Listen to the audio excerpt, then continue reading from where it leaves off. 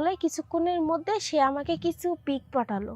দেখলাম আমার পুরা মানে আমার চেহারা সহ আমার স্ক্রিনশট দিয়ে রেখেছিল আমার কাপড় ছাড়া কিছু ছবি। আমি এটা দেখে তো অবাক হয়ে যাই, যেগুলা কি। তো সেগুলা মানে রেখে দেয়, আমাকে বলে এগুলা দেখছো? তো আমি বললাম এগুলা কি করছো তুমি আমাকে ভালোবাসো না, এগুলা স্ক্রিনশট দিয়ে রাখছো কেন? তো বললো কি যে এগুলা রাখছি তো তোমাকে পাওয়ার জন্য, আরও কাছের থেকে। আমি বিদেশে থাকি না, আমি কোথাও থাকি না, আমি দেশেই থাকি। আমাকে একটা শয়তানি হাসি দিয়ে আমাকে বললো যে আমি এখানেই থাকি আর তুমি আমার কাছে আসবা। আসসালামু আলাইকুম, সবাই কেমন আছেন? আমি এসেছি রিয়া আপনাদের মাঝে আমার কিছু কষ্টের গল্প বলার জন্য। আমার নাম রিয়া। আমার বয়স যে সময়, সবার আগে বলে নিই আমার গ্রামের বাড়ি মানিকগঞ্জ। আমি ক্লাস 10-এ যে সময় পড়াশোনা করতাম, সেখান থেকে আমার একটা ছেলের সাথে সম্পর্ক হয়।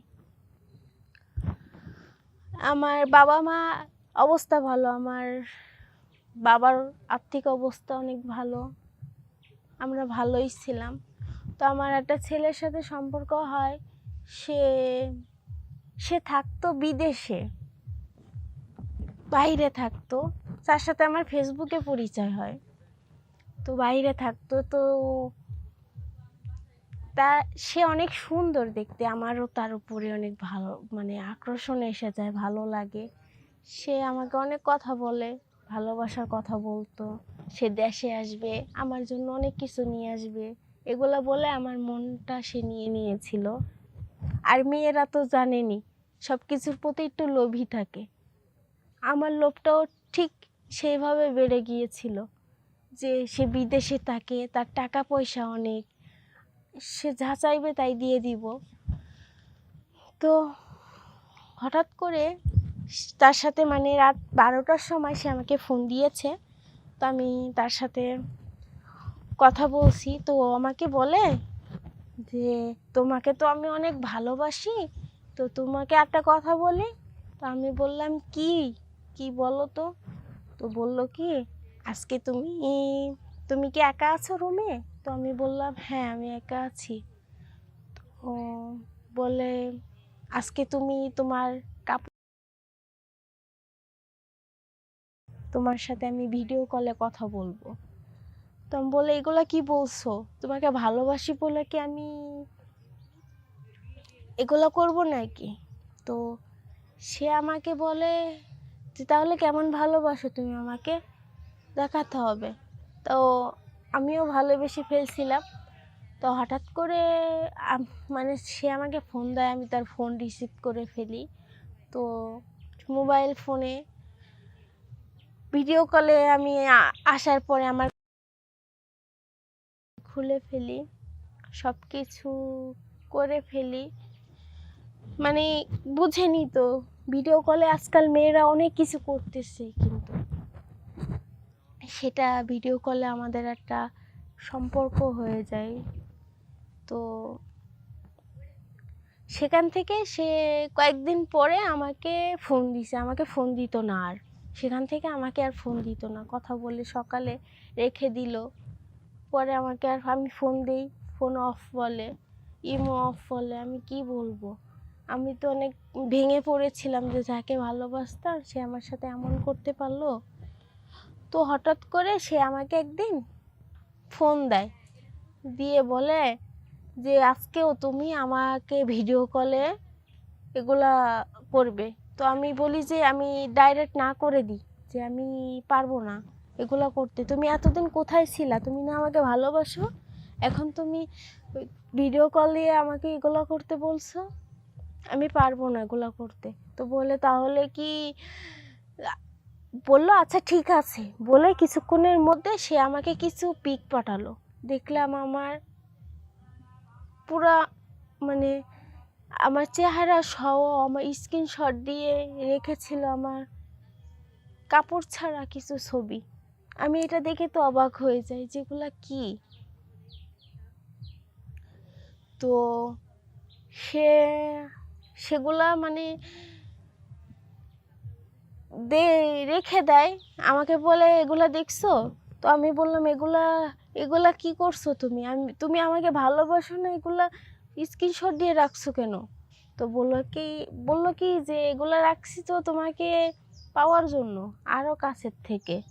আমি বিদেশে থাকি না, আমি কোথাও থাকি না, আমি দেশেই থাকি। আমাকে একটা শয়তানি হাসি দিয়ে আমাকে বললো যে আমি এখানেই থাকি আর তুমি আমার কাছে আসবা, না হলে এই ছবি আমি তোমার ফেসবুকে ছাড়বো। ও আমার ফেসবুকের পাসওয়ার্ড জানতো, আমি সব কিছু ওর সাথে শেয়ার করছিলাম, তোমার ফেসবুকে ছাড়বো আর সব জায়গায় ছেড়ে দিব বলছিল। তো আমি ভয় পেয়ে ও আমাকে বলল যে, আমি বললাম যে কি বলো, কি করতে হবে তোমার সাথে? তো বললো যে তুমি আমার সাথে চৌরাস্তায় দেখা করবা।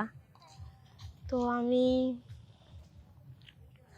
চৌরাস্তায় দেখা করব। আমি বাড়ি থেকে আমার বাবা মাকে বলে গেলাম যে আমি একটু আমার ফ্রেন্ডের বাসায় যাচ্ছি, আমার আসতে দেরি হবে। আমি বেরিয়ে গেলাম। যাওয়ার পরে ওই ছেলেটা আসলো, যে ভয়ঙ্কর চেহারা, এরকম কারোর ভাগ্যের জন্য না থাকে। আমার বাবার বয়সী একটা লোক ছিল, সে আমাকে এসে ওখান থেকে নিয়ে গেল। সে আমাকে ফোন দিল, আমি তো চিনতেই পারলাম না।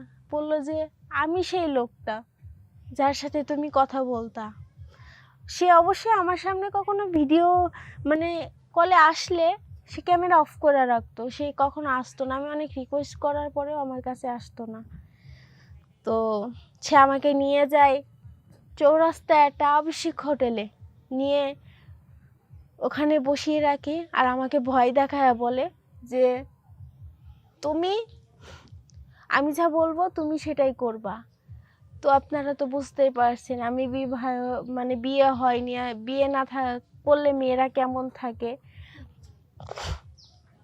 তো সেই লোকটা ফার্স্টে আমার সাথে জোর জবরদস্তি করে, আমাকে ওখানে খারাপ কাজ করে আমার সাথে। আপনারা তো বুঝতেই পারছেন সে কি করছে আমার সাথে। করার পরে সে এখানে আমাকে আটকে রেখে বাইরে যায় কিছুক্ষণের জন্য। আসার পরে দেখি 2-3টা লোক সাথে করে নিয়ে আসছে, ওনার বয়স্ক লোক উনি নিয়ে এসেছে। এনে বলে যে আজ থেকে তুই আমার সাথে থাকবি আর আমি যা বলবো তাই শুনবি, বলে ওই লোক 3টাকে আমার রুমে রেখে যায়। আর সারা রাত ওই লোকগুলা আমার সাথে, আপনারা তো বুঝতেই পারছেন কি করেছে। সারা রাত আমার সাথে ছিল। আমি একটা অবিবাহিত মেয়ে, অনেক যন্ত্রণা সহ্য করে ভয়ে, নিজের মান সম্মানের ভয়ে আমি ওই লোকের কথা শুনেছি। তারপরে সেখান থেকে আমি ওই লোকটাকে অনেক রিকোয়েস্ট করে বলি যে আমি একটু কি আমার বাড়ি যেতে পারি? বলল আচ্ছা ঠিক আছে বাড়ি যা।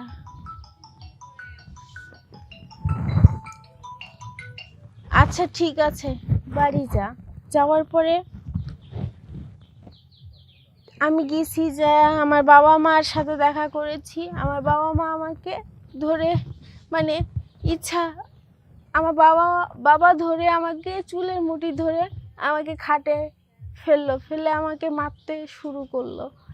আমি জিজ্ঞাসা করলাম যে কি হয়েছে বাবা?